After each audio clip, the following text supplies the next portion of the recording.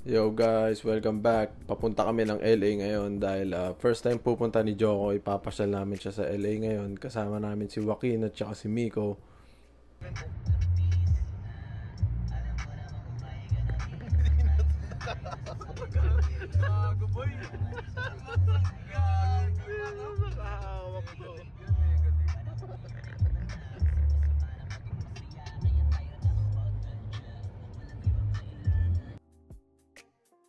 Yan, biyahe kami ng 6 to 7 hours. Depende sa pahinga namin tsaka sa mga stopover. Pero kung tuloy-tuloy kaya siya na 6 hours. Yan, nakatulog na nga muna sila kasi sobrang aga pa niyan. Tinempo namin talaga ng umaga para less traffic. Tapos makarating kami doon ng before lunch. Yan. Then, nakarating na kami ng LA. Dito kami nag-check-in. Then, pumunta agad kami ng Dollar Hits. Magtutusok-tusok kasi nakakamiss to syempre. Sobrang solid talaga dito, sobrang sarap. Kasi pangatlong beses ko na to pero every time na pumupunta talaga kami dito parang wala akong sa LA. Alam mo yun, parang feel mo talaga nasa Pinas ka kasi ihaw kayo, kasabay mo yung mga Pilipino. Ganon. Kaya ayos. Yan, tapos sunod na pinuntahan namin, nag-Griffith Observatory kami. Chill lang, ganon. Kuha ng view, video, picture. Kasi maganda rin talaga siya sa gabi. Tapos may nadaanan nga kami ditong sunog, no? Hindi ko alam kung saan galing yun eh. Yan, tapos sabi nila bago matapos tong araw na to, kailangan magbasa muna tayo ng Bible. Pero umiinom eh, no? Tomorrow. Yan, tapos next day namin nag-Hollywood sign kami. Nag-picture, ganon. Video. Hindi na kami masyado nagtagal kasi medyo mainit siya. Tapos pumunta rin nga kami sa Walk of Fame. Nagpa-picture kami kay Kobe. Nagpa-picture din kami kay The Rock. Daming tao. Libre lang din naman kasi. Pero kung magbabayad ka ng entrance fee, mas marami kang makikita sa loob. Mas maganda. Umikot-ikot lang kami dito sa Walk of Fame. Then pumunta rin kami ng Cool Kicks. Sayang wala si Rami dito. Pumunta na nga kami sa Santa Monica Pier.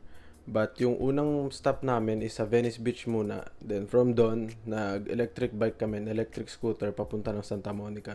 Mas marami ka kasi makikita kapag ganito yung ginawa mo. Hindi rin naman siya masyadong mahal. Affordable naman. So, yeah. Then nanood muna kami ng basketball. Then nanood rin kami ng mga nagsiskateboard dito. Yan. Then maya-maya, nag-decide kami na mag-roller coaster kami kasi ang target namin pagka madilim na, yung may mga ilaw na tsaka kami sasakay. Yan. Maglakad-lakad muna kami dito. Then maya-maya nga nakaramdam na rin ng gutom, no? Kaya nagsikainan muna kami. Maya-maya nga binuksan na nila yung ilaw sa mga rides.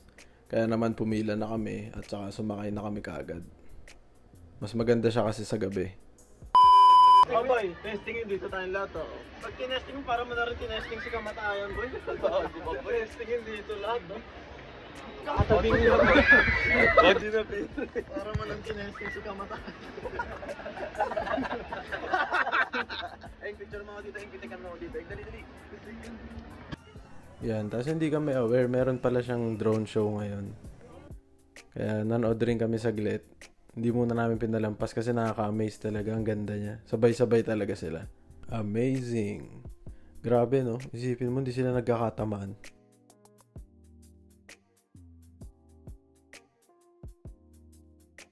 Then, back to hotel. Nagplano kami na uminom na lang kami kasi maaga kami bukas. Target namin, makapag-whole day kami para sulit.